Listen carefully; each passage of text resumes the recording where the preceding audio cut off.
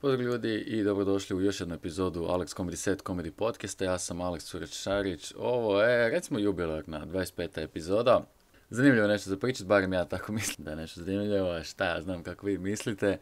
Ako slušate, valjda se slažete, ako ne, ne volim te jer onako ne slušaš i to je to. Ima Instagram live, pričamo o majicama. Tako da ljudi su me pitali dosta o majicama, tako da tamo sam odgovorio na dosta pitanja. Ovih dana kreće to predbilježbe i sve u vezi toga. Pričam sam u Instagramu live kako će biti majice, još neke ideje koje sam imao, pa poslušajte što se toga tiče. 19.12. imam one man show koji sam već najavio ovdje dosta puta. Na Entrio možeš kupiti karte. I ostalo još jedno 20 karata, tako da vjerujem da će to ovaj tjedan i rasprodat. Jako mi je drago zbog toga, jedva čekam taj 19. U ostale gradove, Osijek, vjerojatno Split, Varaždin, Rijeka, dolazim u drugom mjesecu. Čakovec isto vjerovatno, moramo naći samo prostor. I da svi vi koji slušate ovdje dođete također. Tema ovaj put je, pričao sam sa friendom, neki dan bili smo na curi i pričamo nešto i kaže on kao, ovo je Zagreb Film Festival, kaže propustio je film i kao koji full dugo hoće pogledat, ali kao to je neki onaj art film koji baš nema na torrentima, ne može skinuti tako to i baš mu je žao što ga je propustio, ne znam kako će ga pogledati, mora čekat. I razlog zašto ga je propustio idiotski i kužim zašto ga je propustio. Razlog zašto ga je propustio kad je pogledao program nije skužio da taj film, jer su ga naši prevali sa Skrivena ljubav. I sad reći kako se film zove, ali prvo ću reći da mrzim jako puno puta te hrvatske naše prevode, koji ne kuže kontekst, koji ne kuže toliko toga. I ima dobrih ljudi koji prevode, ima ljudi koji shvaćaju kontekst, koji shvaćaju šta prevode, pa da možda to nekako komponiraju u sve to. Ali ima onih koji apsolutno ne shvaćaju šta prevode ni ništa. Ja mislim da ne shvaćaju ni jezik koji prevode. I to mi toliko puta smeta iz ovog razloga. Znači, taj njegov film se zove Skrivena ljubav. I sad evo, ajde vi pogodite kako se taj film zove u originalu. Kako se taj film zove u originalu? Taj film se zove u originalu Call Me By Your Name. Znači, da li je to jako teško bilo prevesti kao nazovi me ili zovi me svojim imenom? Ne, oni su Skrivena ljubav. Znači, ne, to nije to. I onda si ljude zajeboj, nisu vidjeli film. I ima što pak priroda koje ja volim. Ima serija Prison Break. Svi znamo, to je bježi iz zatvora, bla, bla. Ovi tu prevode Zakon braće. Ja si mislim, znači, ne ide to tako, ne, i najbolje bi bilo, znači, ovaj Zakon braće, još bolji prijevod od toga mi je bio Rescue Me, znači, spasi me, jako lagano za prevesti, ne, oni su to preveli Vatreni dečki. Da li ima, znači, ja seriju Rescue Me, spasi me, spasi me, to bi moglo biti na Rescue Me, pogledat ću, vidim seriju Vatreni dečki. Ne, neću to pogledati jer to mi izgleda kao neka dva gej para koji preuređuju kuću i jako su uzbuđeni oko toga i iskre frcaju i zato se oni zovu Vatreni dečki. I to je problem u tome. Znači, meni ne smeta prijevod, meni smeta to što apsolutno nepoštivanje autora. Jer autor je dao ime tome iz razloga, jer oko toga se radi, o tome se radi. Naprimjer, nije ista stvar, naprimjer, svi koji znate moj one man show koji imate ovdje na YouTube za pogled, zove se Prvi. Zove se Prvi iz toliko razloga. I ti njega kaže kao, znači nego može pogledati kao, ajmo ga nazvat kurcem u čelo. Možeš ga ti nazvat kurcem u čelo, možeš ga ti bilo kako nazvat, ali onda nije to to. Nije to ono što sam ja htio poručiti, nije poruka autora. Ajmo razmisliti malo, ne možeš u prijevodu ti promijeniti poruku autora, jer onda mijenjaš sve. Ovo je to Prison Break očito nazvao zbog nečega, ovo je nazvao Zakon braće. Ne ide to tako.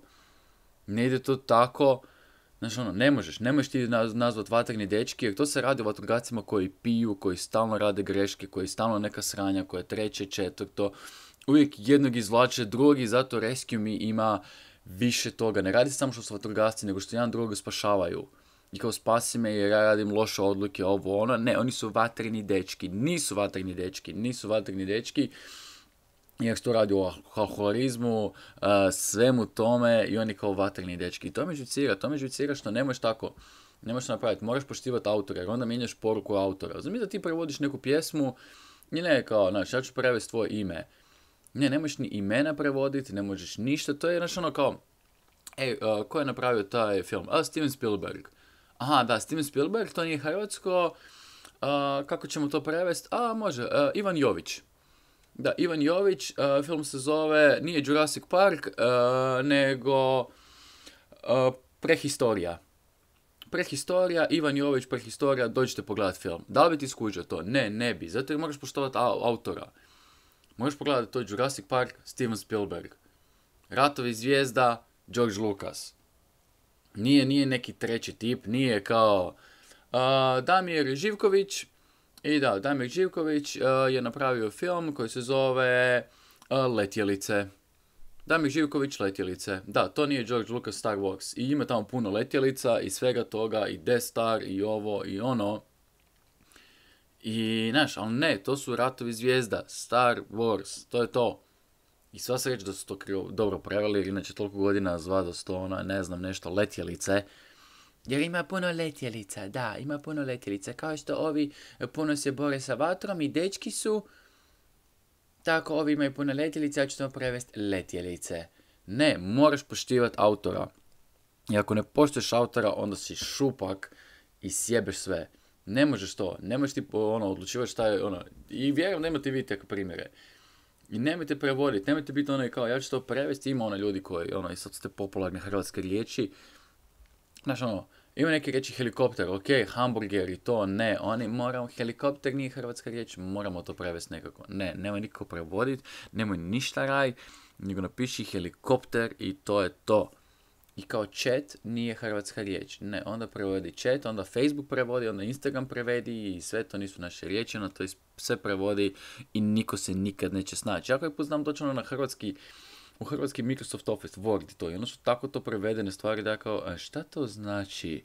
Šta je ova riječ? To je neka Uber književna hrvatska riječ koju ja ne znam. I ne znam se snaći, ne znam ljudima pomoći. I mi pitao kao, je to ovo? Ne, nikad čuo za tu riječ. Nije to sigurno, idemo dalje. Onda ne možemo si pomoći jer su ljudi glupi. Ali evo, to je to. To je mala frustracija što se toga tiče. I još jedna tema je to, ovo je tu status koji sam imao neki dan, kao sa koliko godina je prihvatljivo nositi one cenisice koje svijetle i kao pitam za frenda. Više stranica je ukralo tu moju foru, tako da hvala svima koji ste javili. Jebi ga, ljudi su jadni i kopiraju. Ja sam njima javio da obrišu tu, oni nisu ni pročitali poruku, ili možda jesu, boli ih briga, status još uvijek stoji tamo. Jadni su, šta da kažem, to je to, kad moraš krasti si jadan. Eto, to je to. Ljudi koji lajkaju takve stranice, kojima ne smeta što ovi kradu, podržavaju krađu i njih boli briga. Tako da, eto, uživajte u kradenim statusima i šta da ja kažem osim toga. Evo, sad je vrijeme za Instagram live gdje sam odgovorio na nekakva pitanja u vezi majici. Evo ga, Leona me pita da li će se majice moći naručiti sam preko weba. Ovako, imam informaciju u vezi toga. Znači, ovih prvih 100 majici koje će sad moći naručiti, ovih prednaručba ide ovih dana. Biće na Facebooku, biće na Instagramu, sudit ću linkat da možete vidjeti to na vrijeme. Će biti samo dostupna vjerojatno 19.12. pokupiti u Zagrebu. Tako da, svi koji niste u Zagrebu morat ćete čekati drugu seriju majici, zato jer je proces malo sve to napraviti da bude kvalitetno i da bude na vrijeme, jer sad je prosinac, svi rade, tako da malo je gužva. Gdje god naručio majice, ja sam naručio samo kod kvalitetnih ljudi, da budu kvalitetne majice, tako da teško će biti malo dobiti veliki broj, tako da i ne mogu organizirati da bude tu poštarina i sve to, da mi možete. Nemam ništa trenutno da to podrži, ali napravit ću uskoro web shop, tako da moći ćete tamo putem toga napraviti. Ali evo, neko me pita da li će biti majica sa kokijem. Evo ga, ako hoćete, znači imat ću razne. Volio bi napraviti nekakav natječaj ili slično tako, da ljudi predlažu svoje stvari koje ćemo napisati i napraviti, pa da ljudi glasuju, pa da najpopularnije napravim. Ono što također mogu. Ako imate neki, kako ovo ide u podcast, ovo što sad snimamo, vi u podcastu koji slušate ovo, stavite u komentar podcasta neke stvari koje mislite da imaju veze sa mnom, pa da pogledam, pa da napravimo od toga majicu. Ako imate neke cool prijedloge, to bi bilo jako cool. tako da u komentar ovdje na YouTube stavite i bit će mi drago. Bit će mi drago da napravimo nešto. Definitivno moram napraviti neku majicu iz Ikokija, tako da mislim da će to biti jako cool. Ali, evo ga, to stvarno je to. I evo ga, to je to što se tiče ovog tjedna. Poslušali smo Instagram live.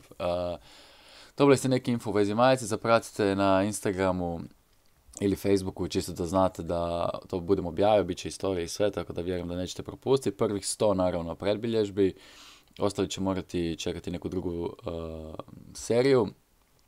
neku drugu seriju. To je to, ljudi, 19.12. Nadam se da ste kupili karte, nadam se da se vidimo. Nakon toga sljedeće godine planiram te ostale gradove, jako sam uzbuđen u vezi toga. I vjerujem da će biti dobro, sve to organizirati, da će dobro proći, da će mi biti drago da sam došao u sve vaše gradove. Jako sam uzbuđen i nadam se da se vidimo. I evo ga, to je to za sada. Čujemo sljedeći ponedjeljak, ljudi, bok.